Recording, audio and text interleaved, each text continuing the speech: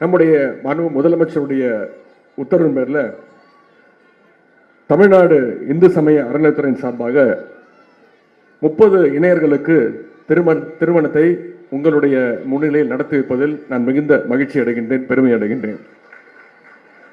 பொதுவாக எந்த நிகழ்ச்சிக்கு சென்றாலும் அப்பொழுது கிடைக்கின்ற அந்த உற்சாகத்தை விட ஒரு திருமண நிகழ்ச்சிக்கு செல்லும் பொழுது கூடுதல் மகிழ்ச்சி கிடைக்கும்.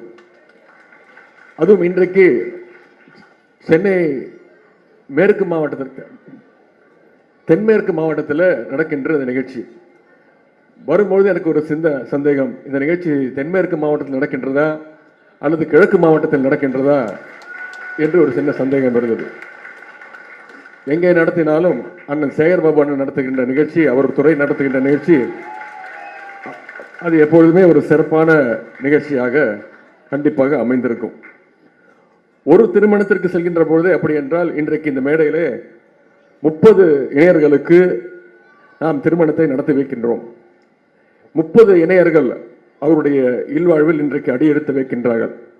அதுவும் இன்றைக்கு மிக மிக முக்கியமான நாள். இன்னைக்கு காதலர் தினம். இதை சொன்னா சில பேர் கோபம் வரும். அவங்கெல்லாம் காதலர் தினத்தை கொண்டாடக்கூடாதுன்னு சொல்லுவாங்க.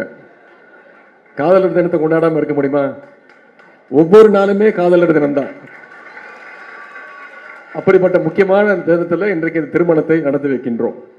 ஆகவே உங்கள் அனைவரின் சார்பாக இந்த 30 மணமக்களிடம் நான் கேட்டுக்கொள்வது, நல்ல காதலர்களாக, அதைவிட முக்கியம் நல்ல நண்பர்களாக உங்கள் வாழ்க்கை முழுவதும் ஒற்றுமையோடு மகிழ்ச்சியோடு இருக்க வேண்டும் என்று நான் வாழ்த்துகின்றேன். உங்கள் சார்பாக அண்ணன் சேகர்பாபு அவர்கள் சொன்னார்கள், 100 ஆண்டு வாழ வேண்டும் என்று நான் வாழ்த்தவில்லை, 200 ஆண்டு வாழ வேண்டும் என்று.